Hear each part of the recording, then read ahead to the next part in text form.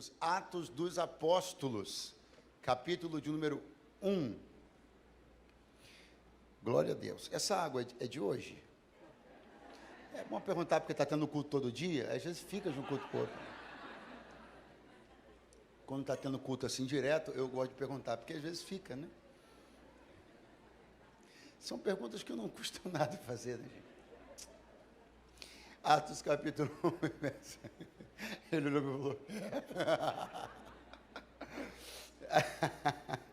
Atos capítulo 1 e verso 8. Glória a Deus. Ué. Isso.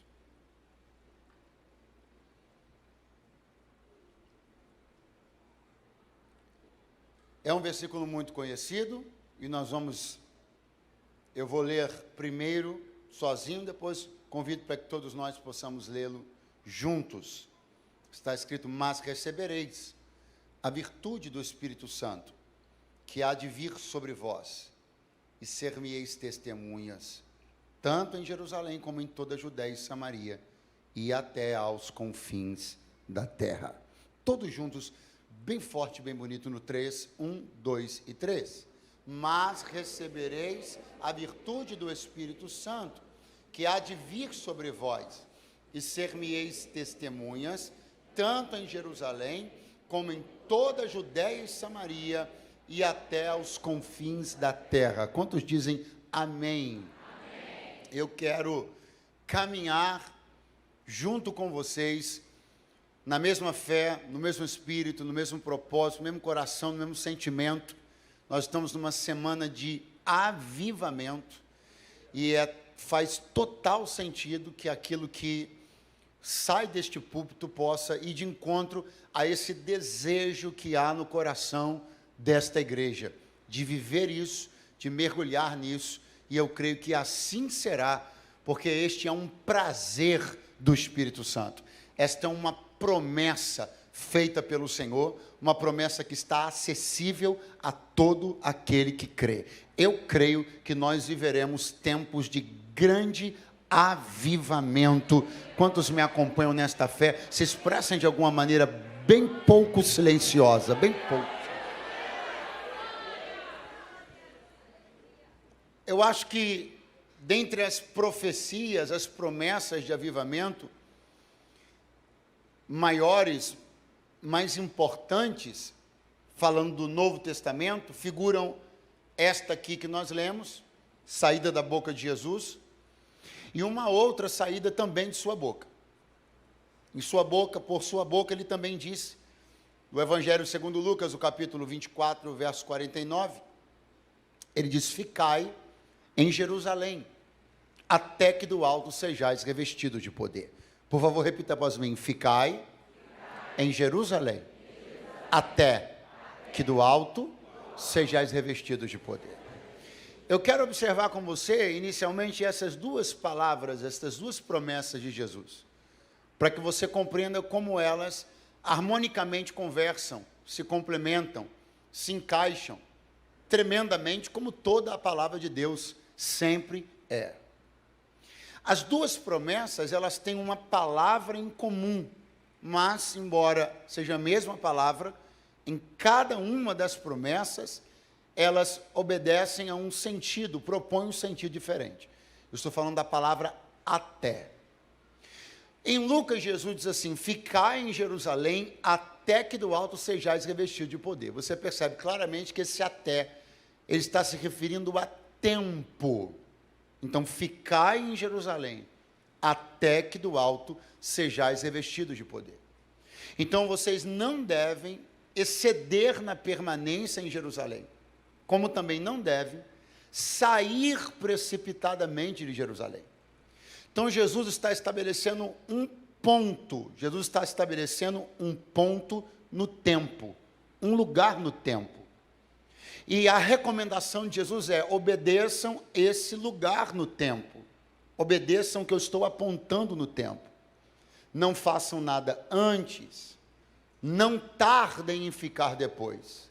Obedeçam esta condição e esse espaço no tempo. Porque se isso acontecer, Aí poderá então acontecer o que lemos no verso 8, onde vai aparecer a outra palavra até. E ser-me-eis testemunhas em toda a Judéia e Samaria, até os confins da terra. O até de Atos 1,8 não é de tempo, o até de Atos 1,8 é de proporção, dimensão, até aos confins da terra. Eu acredito de verdade e não vejo de maneira nenhuma que seja uma expressão de vaidade ou de presunção nossa, que nós tenhamos fome, desejo e sede pelas grandes dimensões de conquista. 3 pessoas falaram amém, ficam com medo de querer as coisas grandes. Porque Jesus está falando de uma coisa grande, sim ou não? Os confins da terra são na esquina aqui da Abelardo Bueno? Sim ou não? Então Jesus está falando de uma dimensão grandiosa. Só que esta dimensão grandiosa, este até, que faz com que eu possa caminhar para dimensões grandiosas, ele me é entregue quando eu consigo respeitar aquele outro até. Então, todas as vezes que nós, como igreja e como indivíduos do reino de Deus, não conseguimos nos posicionar no tempo de Deus, não vamos experimentar a dimensão de Deus. Deus só entrega as grandezas dimensionais para quem respeita o seu tempo. Os antecipados não vão abraçar a dimensão. Os retardatários também não vão. Mas aqueles que encontrarem o até do tempo, que ouvirem a voz, lerem as estações e compreenderem como Deus age tempo após tempo, jornada após jornada, estação após estação. Uma igreja posicionada no tempo de Deus é uma igreja que abraça as dimensões da grandeza de Deus. Ou se esta igreja puder levantar as mãos o mais alto possível, eu libero uma palavra de Deus. Nós estamos precisamente colocados no tempo do Senhor. Estamos dedicando uma semana, um tempo, uma janela para buscar avivamento. Não estamos de maneira precoce, nem de maneira retardada, e por estarmos no centro do tempo de Deus, Ele abrirá para nós as fronteiras das suas dimensões. Aleluia! Olha, por que é que muitas pessoas, muitas comunidades, muitas igrejas locais, muitos ministérios não conseguiram abraçar as dimensões que Deus queria? Porque erraram na forma como se posicionaram no tempo. Ou acreditando que estavam sendo, ou deveriam ser, muito adiantados, muito vanguarda, se colocaram à frente do tempo de Deus. Ou então não entenderam quando as estações passaram e continuaram presos dentro das estações anteriores. Tanto no primeiro caso como no outro. Já houve nessa nação e nesse mundo desperdícios enormes de talento, de dom, de gente, ministérios e igrejas que poderiam ter alcançado os confins da terra, mas não se posicionaram no tempo.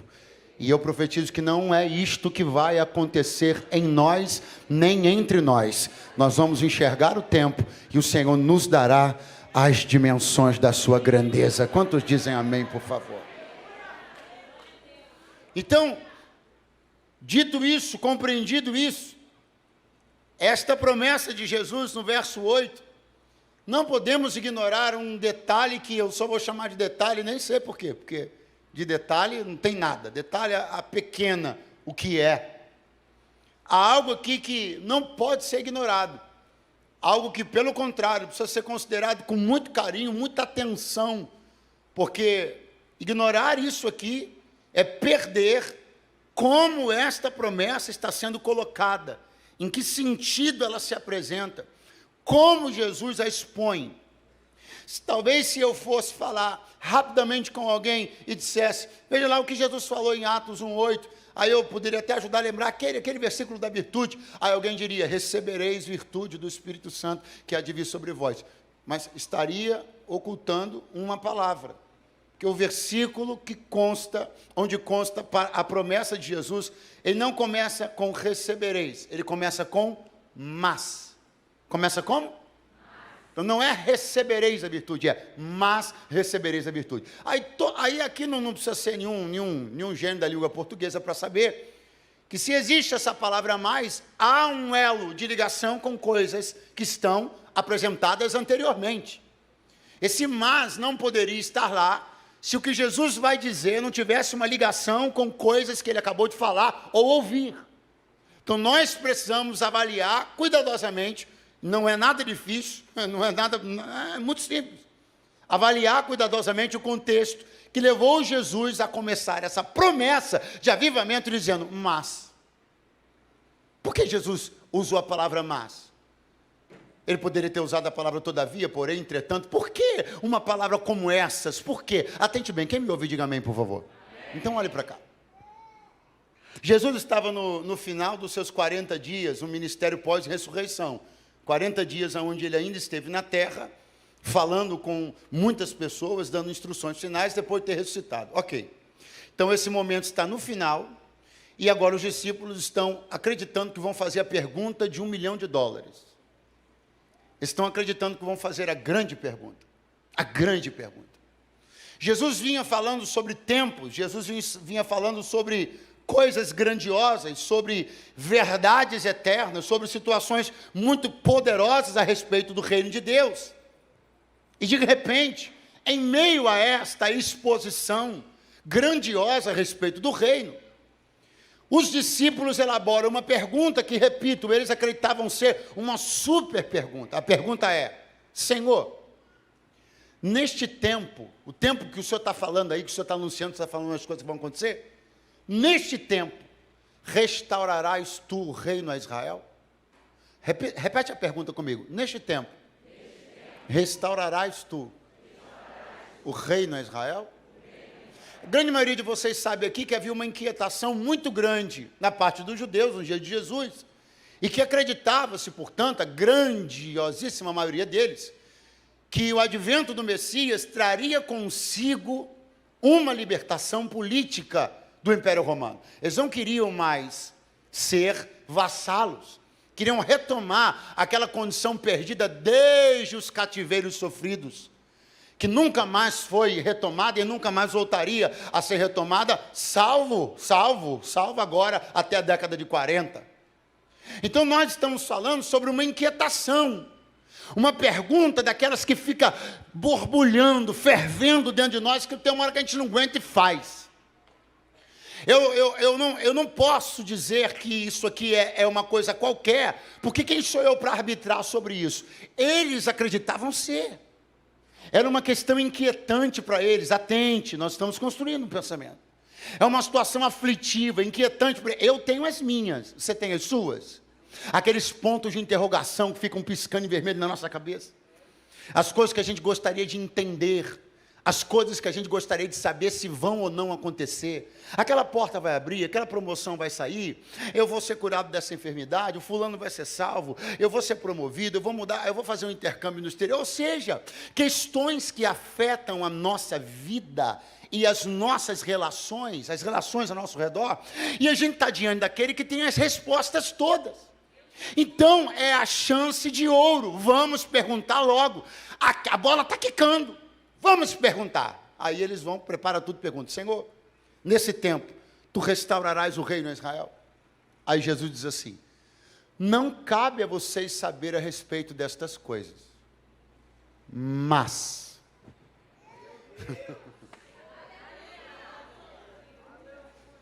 Pastor, eu estou achando que este mas é um prêmio de consolo. Então tu não entendeu ainda o que é a virtude do Espírito Santo. Pastor, eu estou achando que esse mais é uma forma de Jesus, digamos ali, trocar de assunto. Então você não entendeu ainda o que é a virtude do Espírito Santo. A virtude do Espírito Santo não é apresentada por Jesus como prêmio de consolo, nem como uma mudança de assunto. A virtude do Espírito Santo é apresentada como meio para eu poder lidar com toda questão que me aflige, cuja resposta eu não tenho. A virtude do Espírito Santo é um meio apresentado por Jesus, através do qual eu ganho poder para lidar com respostas que não vieram, situações que não aconteceram, portas que não se abriram, coisas que não reagiram, sucessos que eu não conquistei, coisas que eu não adquiri, a respeito de tudo que me aflige, me aponta, me aperta. A virtude do Espírito Santo é a medida compensadora, a medida graciosa de Deus para que eu suporte aquilo que eu não consigo entender.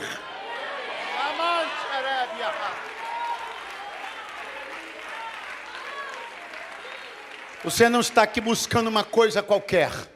Você está aqui buscando um meio através do qual você dignamente e poderosamente continua caminhando, mesmo em meio a perguntas que não houve resposta que você gostaria. Você não veio aqui buscar um tipozinho de manifestação metafísica para colocar na sua coleção de experiências. Não, você veio aqui buscar algo que, quando liberado por Deus, o homem comum ganha capacidade de ir além das questões que lhe afligem e lhe inquietam. Você pode até não sair daqui hoje com a resposta que você queria, mas com virtude de Deus você vai sair daqui. Oh, glória! Aleluia! Jesus está dizendo: não compete a vocês saber sobre isso. Eu não vou dar a vocês essa resposta. Eu já disse aqui e repito, a pergunta que os discípulos fizeram, a resposta para ela se cumpriu em 1947, alguém me corrige se eu errei no ano. Foi quando a ONU declarou de novo o Estado de Israel soberano. Então essa pergunta que eles fizeram demorou 2000 anos quase para se cumprir a resposta. Como é que se consegue caminhar 1947 anos? Como é que consegue esperar 1947 anos vivendo o silêncio de Deus, dizendo: não te compete saber, não te compete saber, não te compete saber. Eu não sei quanto a você, mas eu estou desejoso de alcançar uma maturidade em Deus. Alguém está querendo? Levantou a mão. Eu estou desejoso de alcançar uma maturidade em Deus, que eu tenha condições de ouvir de Deus: não te compete saber. Eu não sei você, mas eu estou querendo ir para além de uma relação com Deus que se sustente apenas enquanto Ele me responde o que eu quero, do jeito que eu quero e da forma como quero. Eu não sou um bebelô, eu não sou um crente de cristaleiras. Eu sou alguém que está desenvolvendo uma relação firme e madura com o Espírito Santo. Se Ele me responder, Ele é meu Deus. Se Ele não me responder, sozinho eu não fico. Ele me manda virtude para eu continuar caminhando. Aleluia! Como é que você aguenta? Alguém pergunta. Você responde: virtude do Espírito Santo. Como é que você lida com isso? Desse jeito que você lida. Você responde: é virtude do Espírito Santo. Como é que você não permitiu se enrijecer, se embrutecer diante das tantas decepções que você tem sofrido ultimamente? Responda: é a virtude do Espírito Santo. Como é que você, mesmo depois de ter sofrido algumas experiências tão lamentáveis em algumas comunidades, alguns locais, com algumas lideranças, em algumas situações tão embaraçosas, não vim aqui jogar conversa fora, eu sou um profeta de Deus, ok? E aí como é que alguém olha para você e diz: como você continua acreditando nisso, continua acreditando em ministério, continua acreditando em igreja, continua acreditando em pessoas, como é que você ainda se doa para isso, como é que você ainda empresta-se para isso, como é que você ainda dá tempo, energia, dinheiro? É porque a virtude do Espírito Santo me fez entender que o que eu vivo transcende placas, transcende experiências negativas, transcende a desilusão que tenho com A, com B, com C ou com D, porque o meu negócio é com o J, o meu negócio é com o J.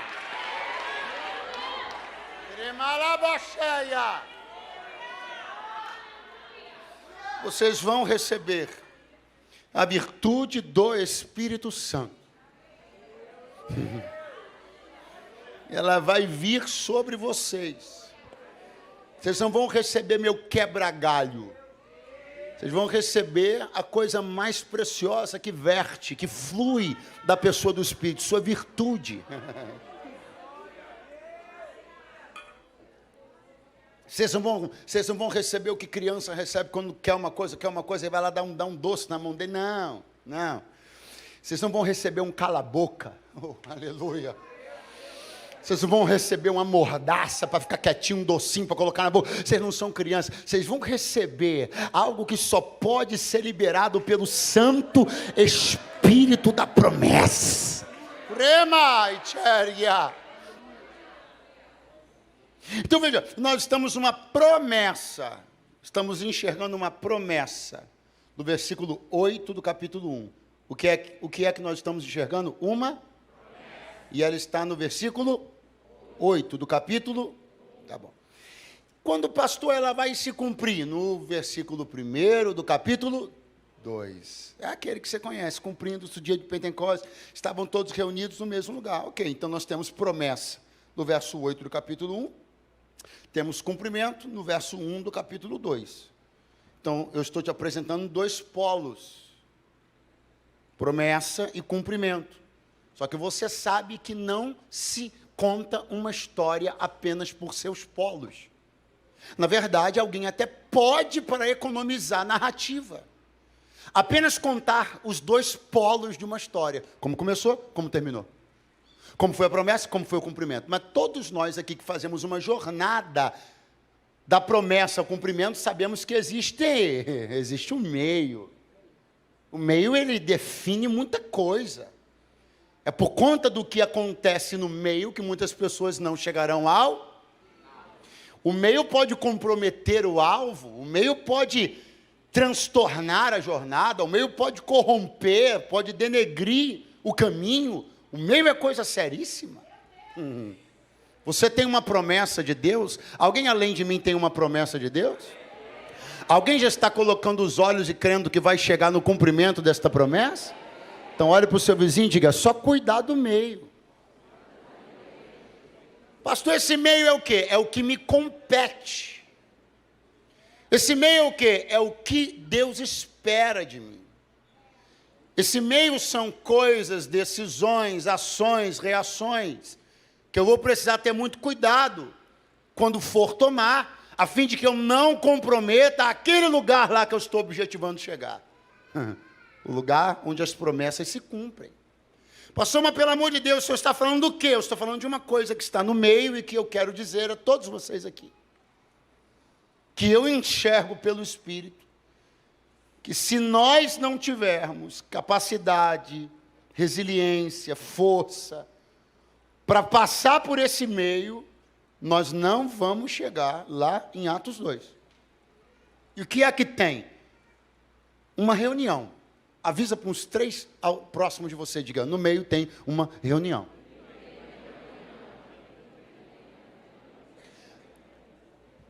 Você que faz reunião, que participa de reunião, você sabe muito bem que reuniões podem ser curtas ou longas, reuniões podem ser fáceis ou difíceis, reuniões podem ser leves ou tensas, reuniões podem ser agradáveis ou desesperadoras. Pastor, e sobre que tipo de reunião o senhor está falando? Aquelas das piores.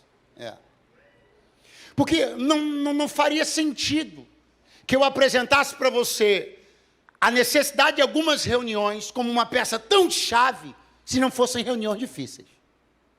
Para que nós consigamos, como igreja, como família, como ministério individual, como pessoas, chegarmos lá onde nós estamos querendo, teremos que fazer algumas reuniões difíceis. Deus me trouxe hoje aqui para dizer, nós já estamos caminhando há um tempo e numa intensidade juntos, a ponto de que eu possa lhe dizer, você precisa ter coragem para fazer reuniões difíceis.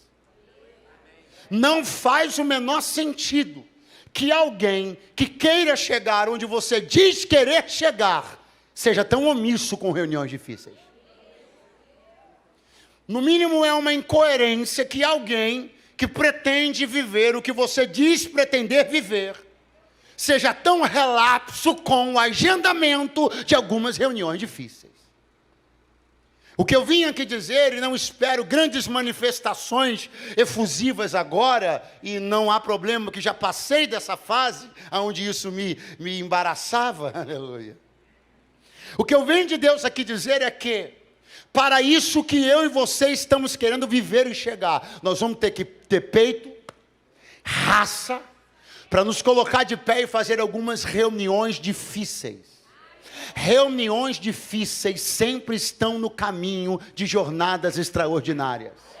Reuniões difíceis são necessárias, porque reuniões difíceis qualificam pessoas, reuniões difíceis provam o caráter de pessoas, reuniões difíceis provam até que ponto estamos mais comprometidos com o Senhor do que comprometidos em sermos simpáticos ou agradáveis. Reuniões difíceis atestam nosso valor diante do mundo espiritual. Reuniões difíceis são necessárias para que o grande avivamento que estamos esperando aconteça.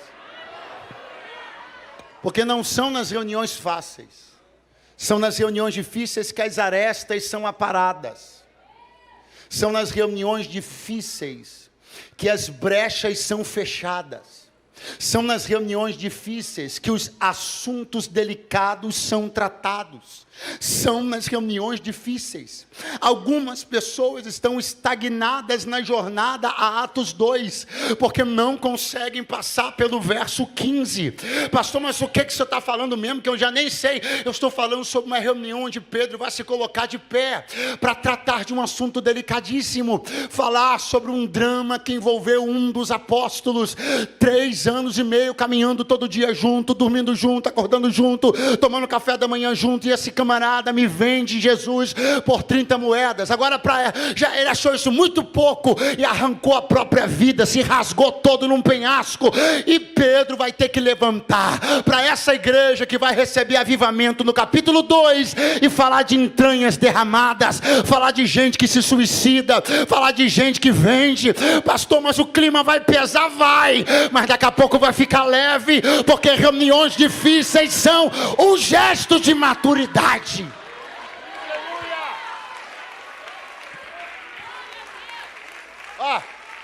Avisa para o seu vizinho para ele se encontrar. Diga: faltava pouco, muito fraco, faltava pouco para a festa de Pentecostes. E se existe uma coisa que comumente nos faz nos acovardarmos em fazer algumas reuniões, é isso que eu vou lhe dizer agora. A gente olha e percebe que algumas festas estão próximas, e a gente diz: eu não quero estragar a festa. Em nome de não estragar uma festa, nosso tapete está cheio de sujeira por debaixo. Em nome de não estragar uma festa, situações estão se desenvolvendo de maneira decadente nas barbas de alguns dos senhores que estão me ouvindo aqui. Em nome de não estragar uma festa, em nome de não estragar isto, de não estragar aquilo, nós estamos sendo tolerantes, condescendentes com situações que estão crescendo diante dos nossos olhos, porque não queremos estragar a festa, não queremos comprometer isso, não queremos arranhar aquilo. Mas o Senhor me trouxe para te dizer: você não entende, a festa já está comprometida. Se não tiver reunião, não tem festa. Se não tiver reunião, eu não derramo virtude. Se não tiver reunião, eu não cumpro promessa. Aquilo que você sonha para a tua casa depende da sua coragem de ter uma reunião familiar ainda hoje, te diz o Senhor, porque senão não vai adiantar. Pastor, o senhor não crê? Não, eu creio, creio muito. Eu sou pentecostal até o tutano. Tudo que você vê aí, irmão, eu conheço esse negócio todo. Tudo que você conhece aí, tudo que você vê, eu conheço tudo. Eu nasci no meio disso, cresci no meio disso e não pretendo sair. Agora deixe-me te dizer uma coisa: você gosta de ato profético?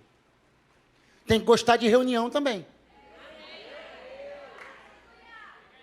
Eu estou com um azeite lá que veio de Israel. Muito bom. Qual é o seu plano? Não, meu plano é de noite tascar esse azeite que eu trouxe lá de Israel, nos lençóis lá do meu filho, no travesseiro dele, na roupa dele. Mas e a reunião? E você olhando no olho dele, se levantar agora vai ficar chato. E você olhando no olho dele, e dizendo para ele que você já percebeu, porque é óbvio que você já percebeu, você não é cego. Que você já percebeu esse comportamento incondizente, incompatível. Não vai adiantar os nossos gestos supostamente proféticos se não tivermos coragem de fazer algumas reuniões. Eu não vim pregar sem misericórdia, eu não vim arrancar sangue de você, eu vim lhe dizer que há uma promessa esperando você em sua casa. Então levante-se e faça a reunião.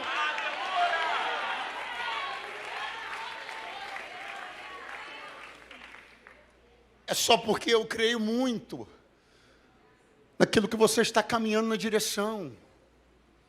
É só porque eu creio muito que você está vivendo um tempo de promessas grandiosas.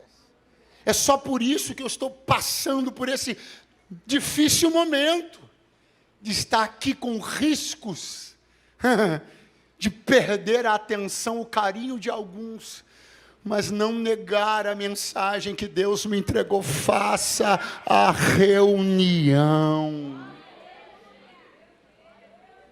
Confronte o que precisa ser confrontado, converse sobre o que tem que ser conversado, trate o que tem que ser tratado. Segure a mão de alguém do seu lado agora, por favor.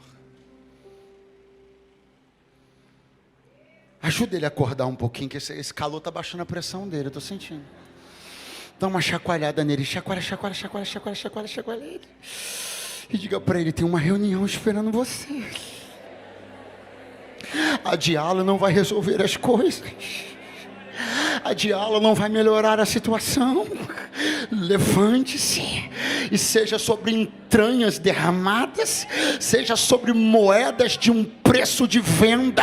Trate das pautas necessárias, porque no final, após exposto o que tiver que se expor, o que estava faltando estará no seu lugar. Matias está no lugar de Judas, o colégio apostólico está completo e Atos 2 está logo ali.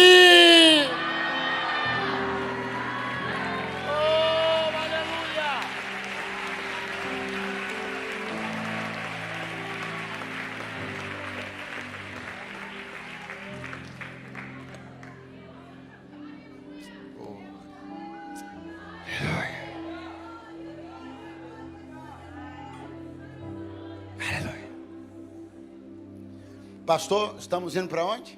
Para a festa. Para esta festa pentecostal. E não falo isso fazendo alusão a uma ou outra denominação. Falo isso fazendo alusão a este derramamento interdenominacional do Espírito Santo. Não uso esse termo em defesa desta ou aquela denominação, mas falo sobre a festa pentecostal, para que você compreenda que nós estamos diante de algo aqui, que é muito singelo, mas muito importante. Veja, as coisas bíblicas, elas não podem ser diminuídas a fatores aleatórios, ou coincidências, não. As coisas bíblicas todas estão coordenadas harmoniosamente, elas são proféticas, poderosas, são sombras, são apontamentos, são sentidos. A coisa bíblica, toda ela é muito séria. Portanto, sério também é avaliar algo aqui. Nós estamos falando de festa. Fala para mim, é de que a gente está falando mesmo? E a palavra festa, no hebraico, é a palavra Hag. E a palavra Hag, ela significa fazer um círculo. A festa tem como seu sentido fazer um círculo. Uma festa pentecostal não é um espetáculo de segregação, mas uma festa pentecostal é um apontamento de delimitações.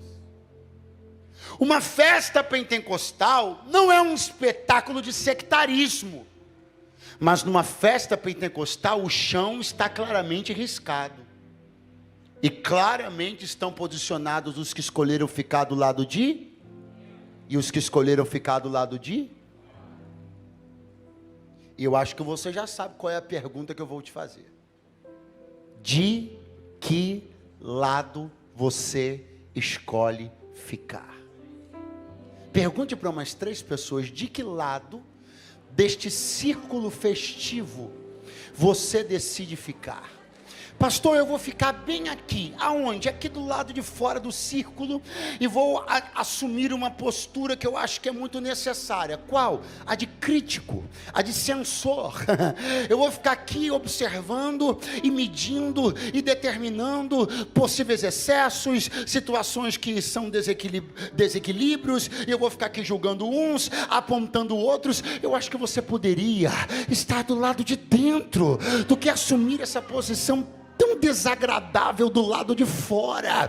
Você precisa entender que não há mais necessidade de que outros se juntem ao coro que já existe. Já existe um coro do lado de fora que critica, que ridiculariza, um coro que não acredita que Jesus enche, que Jesus batiza, que Jesus renova, que Jesus sara. E eu não vou dar voz a este coro. Eu não quero engrossar este coro. Eu quero estar do lado de dentro, onde Deus realiza, onde os mistérios de Deus ainda são verdade, Deus ainda arrebata em sentidos, onde Deus ainda pega a gente dentro do ônibus, dentro do metrô, dentro do trem. Eu não quero ficar no banco dos insensíveis, na fila dos gelados. Eu quero estar do lado de dentro, no epicentro da glória de Deus.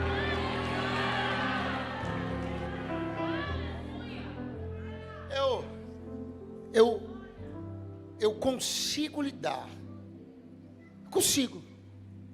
Eu consigo lidar com os julgamentos, consigo lidar com os escárnios, por ter assumido uma posição de estar dentro deste círculo festivo, onde Deus ainda faz, onde Deus ainda opera, onde os dons são uma realidade atual, onde experiências espirituais que nunca vão se sobrepor às escrituras, mas que podem ser uma realidade para a minha vida e a minha experiência com Deus são reais, aonde a palavra profética não está escassa, não está desaparecida, não está extinta.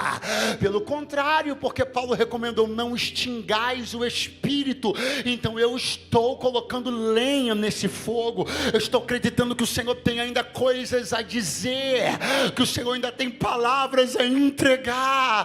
Eu creio no que está escrito de Gênesis 1, Apocalipse 22, mas eu sei que ainda existem direções que Deus tem ao meu coração, ainda existem coisas nas quais Ele quer opinar, deliberar e arbitrar, porque Ele é o meu Deus, e eu vou ficar dentro desse círculo, e não me importa o que alguém vai pensar de mim. Eu estou mergulhado nisto, e eu quero receber.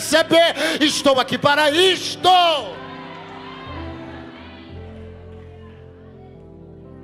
Até porque, vou lhes falar uma coisa: vergonha de estar no círculo do avivamento. Vergonha você deveria ter se estivesse na roda dos escarnecedores. Tu tens constrangimento de acreditar na realidade, na atualidade dos dons? Vergonha você deveria ter de viver uma fé rasa, insossa, de sentar-se na roda dos escarnecedores para apontar os que estão dentro do círculo.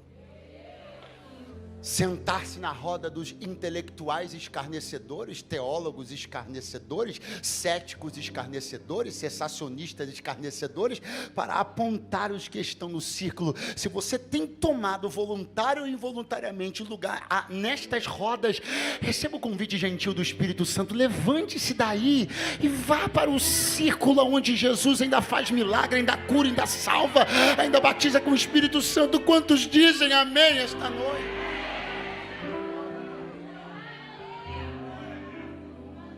Quem está do lado de dentro do círculo, diga eu. Quem não pretende sair, diga eu. A festa continua, a festa começa. Estou falando do Pentecostes. O círculo.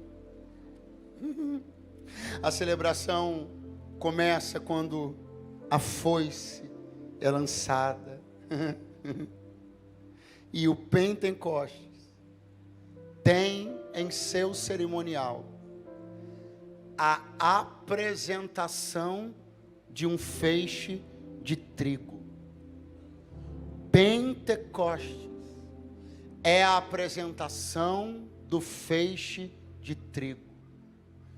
Pentecostes é o feixe de trigo exposto, erguido, apresentado. Quem ainda está aí, diga amém. O que é a Páscoa que vem antes do Pentecostes? Para nós hoje. Ressurrei. 3 dias antes da ressurreição, o que tinha acontecido? Jesus tinha morrido. Vai lá. Jesus tinha morrido.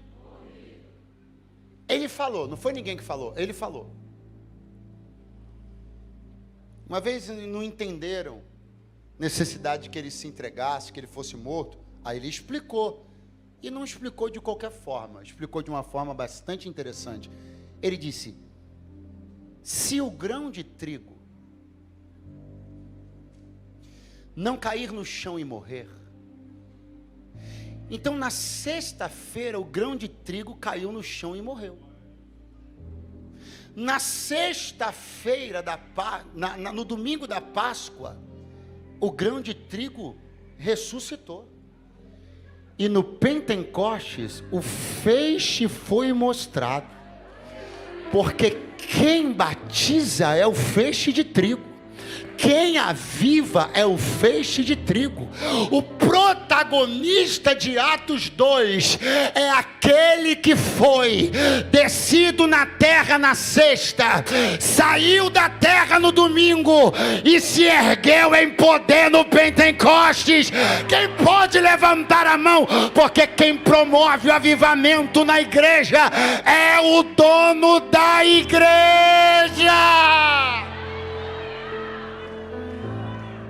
A gente pode criar, a gente pode estruturar uma semana de avivamento. E pode fazer isso tão bem como está sendo feito. Como ficaram lindas as peças de mídia, de publicidade. Que criatividade, que trabalho bacana, maravilhoso. A gente pode separar um tempo na agenda para isso. Fazer uma coisa tão bonita, criativa como essa daqui. A gente pode se reunir, estar aqui, dar os pregadores, pode fazer tudo isso. Só que não tem avivamento quando eu me levanto. Tem avivamento quando o feixe de trigo se levanta. Não tem poder quando a banda se levanta por si só.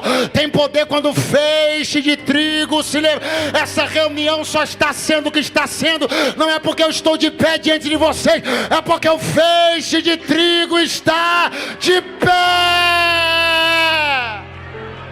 Quantos tiram 10 segundos para abrir a boca, erguer a mão e glorificar o nome daquele que foi morto, mas ressuscitou? Ele está vivo no meio da igreja. Ele trabalha no meio da igreja. Ele é o noivo. É para ele que nos preparamos. É para ele que nos adornamos. É para ele, é para ele, é para ele.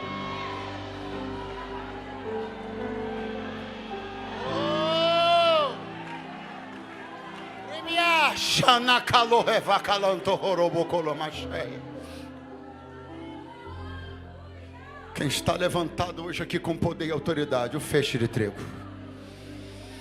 Quem está posicionado no lugar de honra aqui, glória, o feixe de trigo. É por causa da entrega dele que eu estou aqui hoje experimentando o poder do Espírito Santo. Eu estava divorciado disso tudo, apartado da glória de Deus, aparentemente de maneira irrevogado, divorciado de tudo que dissesse respeito ao reino dos céus. Mas porque esse grão caiu e porque esse grão se levantou, eu sou co-herdeiro junto com ele em todas as promessas. Quem pode dizer um sonoro aleluia?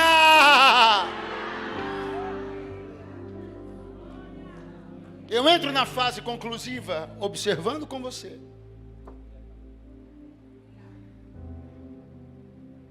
Que Lucas assim nos falou sobre o que aconteceu lá. Vai repetindo após mim. De repente. Um som. Agora, olha para o seu vizinho e faz um grifo, diga assim para ele. Como de um vento. Veemente impetuoso encheu toda a casa em que estavam assentados. E foram vistas sobre eles línguas repartidas como que de fogo. Essas duas palavras, pastor Emerson, elas me chamaram muita atenção. E eu tentei entender por que Lucas descreve o que aconteceu, utilizando-se de duas palavras que elas só estão para que eu entenda que a ideia é que uma coisa faz alusão à outra e não literalmente é. Preste atenção. Qual é o dano da literalidade? Engessamento. Vou explicar. Eu posso estar falando uma coisa aqui e aí alguém está pensando isso, aquilo outro. Aí eu vou e digo assim, literalmente. Aí acabou. Se é literalmente, então não é como você pensa, não é como o fulano pensa, não é como... Quando você fala literalmente, você pegou e engessou a ideia. Literalmente. Acabou. Literalmente. Então, Lucas se apresenta para nós um cenário cheio de literalidades, de coisas engessadas. Eu precisaria esperar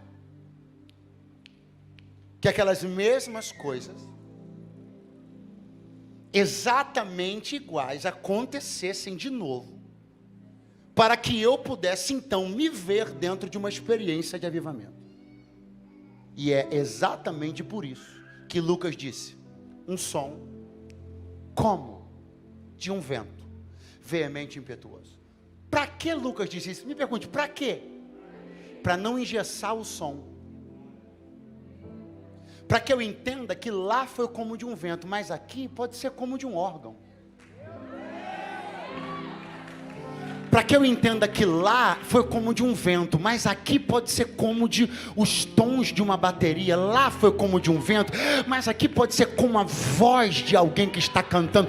Pega a mão de alguém que está do seu lado, oh, aleluia. Vem banda, pega a mão de alguém do seu lado, dá uma acordada nele e diga, você entende?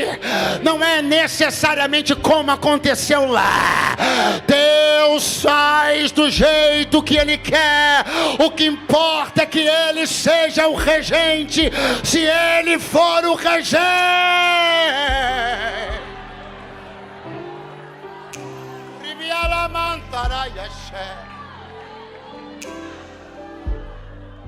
foram vistas sobre eles línguas repartidas como que de fogo. Como que de fogo.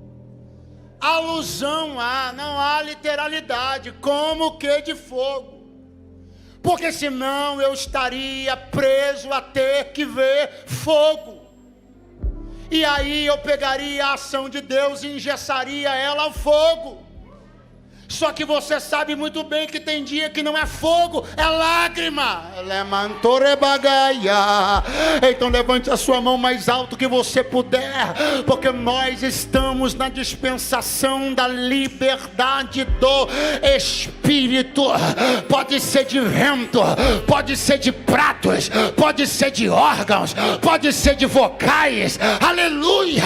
Pode ser fogo, pode ser água, pode ser lágrima, pode ser arrepio. Se vier da parte dele, eu quero.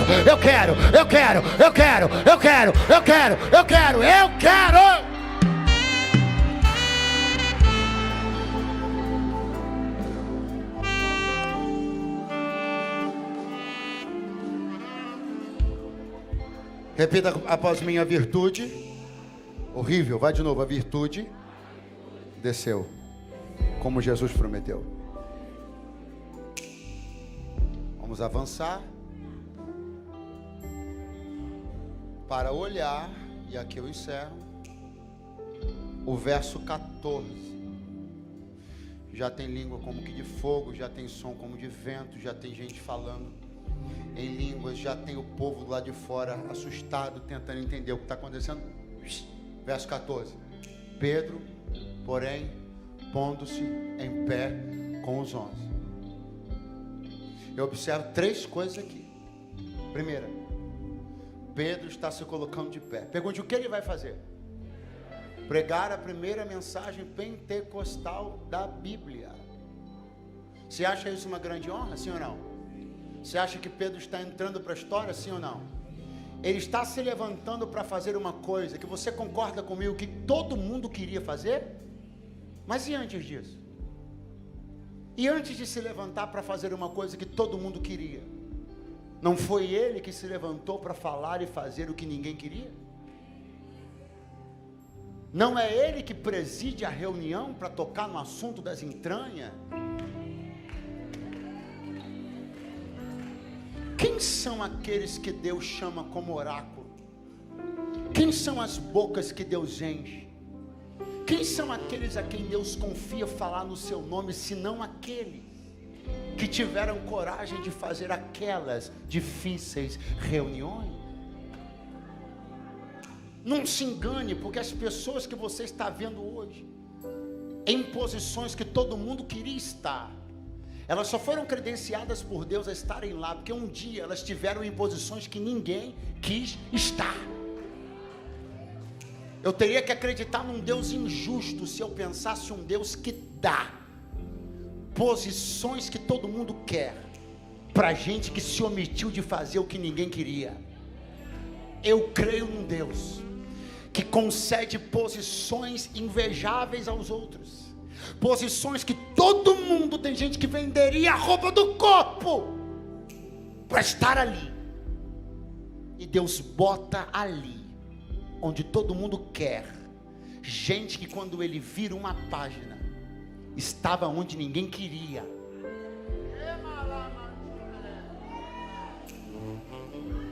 Consideração 1. Consideração 2. Pedro pondo-se de pé com os 11. Vamos fazer uma conta? Fica tranquilo, não tem raiz quadrada, não tem nada, conta simples. Pedro, 1. Ficando de pé com os 11. 1 mais 11. 1 mais 11. 1 mais 11. Ainda bem que teve reunião. Porque se não tivesse tido reunião, Pedro não se levantaria com 11, se levantaria com... E a igreja teria pregado sua primeira mensagem pentecostal, com o retrato da sua falta de capacidade de resolver seus problemas. Sabe o que o adversário quer? Que nós percamos a plateia antes de dizer a primeira palavra. Porque ele enxergue, a plateia enxergue em nós, que não somos capazes de resolver nossos próprios problemas. Pedro está com 11. Se estivesse com 10, aquele povo ali, que muitos deles acompanharam o ministério de Jesus e sabiam que Jesus não andava com 11, ele andava com 12. E aquelas pessoas iriam olhar e iam dizer: peraí, 1, 2, 3, 4, 5, peraí, o grupo deles não era de 12?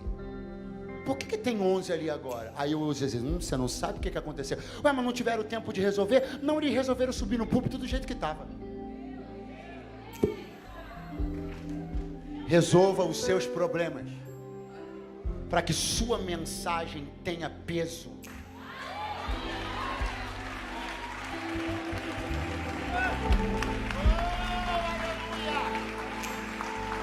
Está ficando de pé do seu lugar. Resolva os seus problemas. Eu pretendo resolver os meus problemas. Nós vamos resolver os nossos problemas. Eu estou profetizando: Jerusalém não verá a imagem de uma igreja degradada, fatiada, flagelada, quebrada, dividida.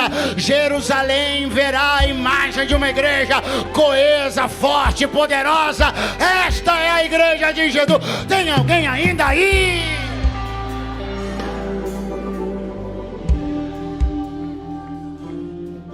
4, 4, 5, 6, 7, 8, 9, 10, 11, 12. E eles sabem resolver problema. Tem que ser 12, porque senão não tem senso de completude. Os 12 são o apontamento das 12 tribos. Inclusive tem 12 tronos que já estão lá na eternidade para os apóstolos sentarem. Como é que pode ter 11 aí? Como é que a imagem daí pode não se parecer com a de lá? Quem está aí, diga alguma coisa. Agora, eu termino. Vontade eu não estou não, mas vou terminar. Eu termino lhe mostrando que coisa gostosa é perceber isso daqui. Eu já vou te avisar. Eu vou te apresentar uma diminuição gradativa. Eu vou te apresentar algo sendo dizimado. Aí você vai dizer, meu Deus. Mas eu vou te mostrar que é coisa boa. Quer ver? Vamos lá. Quantas pessoas foram cheias do Espírito Santo? Quantas pessoas foram cheias do Espírito Santo? Vamos de novo. Quantas pessoas foram cheias do Espírito Santo? Quantas pessoas estão de pé diante do povo? Você percebeu? Nós tivemos uma redução drástica. Quantas pessoas foram cheias do Espírito Santo? Quantas pessoas estão de pé diante do povo? E levantando-se, Pedro começou a falar. Quantos estão falando? Vamos lá. 120. 12, só 10%. 12, 1, só 10, alguma coisa por cento. Pastor, isso é encolhimento. Não. Isso é cada um cumprindo seu propósito. Pastor, isso é empobrecimento. Não. Isso é uma igreja que não é afoita. Ela se posiciona e sabe que... se você não deu um glória até agora, você vai dar agora. O que ela sabe? Que um só fala. Porque 11 estão de pé. E 11 só estão de pé porque 120 estão cheios. Eu não sei quem é você nessa conta. O que eu sei é que a virtude do Espírito Santo na tua vida atende a algum propósito. Ou você é quem está cheio intercedendo, ou você está enfileirado, ou você está falando. O que eu sei é que Deus nunca derrama virtude para nada. Se Ele te trouxe aqui uma função, você tem dentro da engrenagem do que Ele quer fazer. Ou quantos podem levantar as mãos por alguns segundos? Abra a tua boca agora. A virtude é para você também.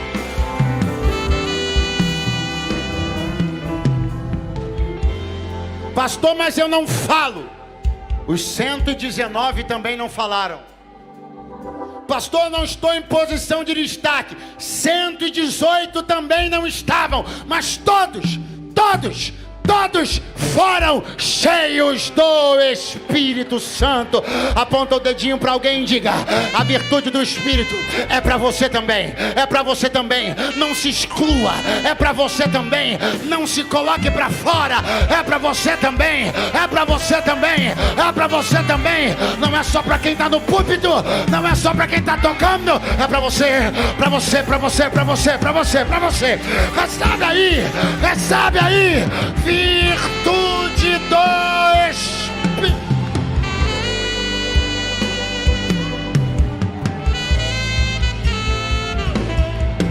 Eu sinto uma atmosfera de graça tomando esta casa.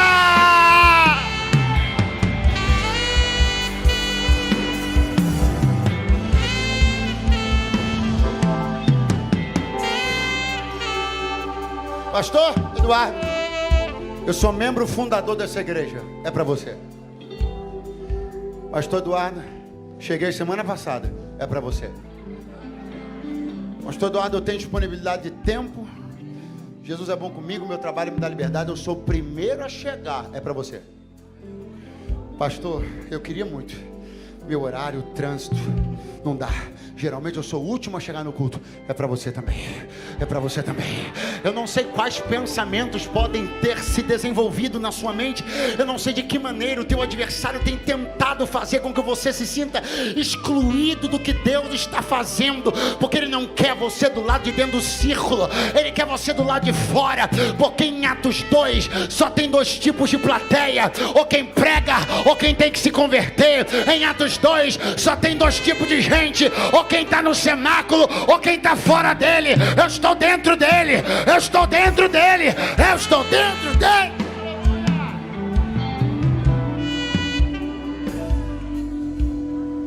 Meu desejo é que Deus em tudo te abençoe, e que esta semana de avivamento ela marque a tua vida de um jeito tão poderoso, tão especial, que a virtude do Espírito Santo encha os teus dias.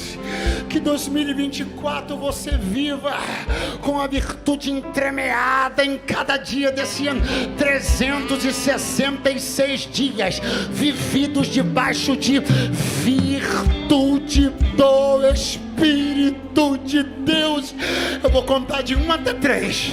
Quando eu disser já, você vai procurar alguém com quem você se sinta à vontade, vai dar um abraço nessa pessoa, e cheio do Espírito você vai dizer para ela: todos foram cheios do Espírito Santo. Eu conto 1, eu conto 2, eu conto 2,5 e conto 3. Abraça alguém agora e diga: todos foram cheios, todos foram cheios, todos foram cheios, todos foram cheios, todos.